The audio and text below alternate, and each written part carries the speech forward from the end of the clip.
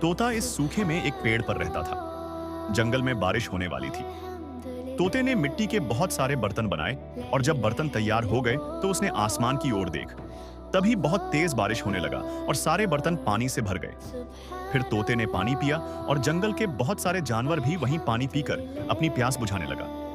अब तोते ने पूरे जंगल में पेड़ लगाए और उन्हीं बर्तनों से पेड़ों पर पानी डालने लगा। धीरे धीरे संगीत सारा जंगल हरा भरा हो गया। लेकिन आखिर में तोता रोने लगा क्योंकि किसी ने लाइक और सब्सक्राइब नहीं किया।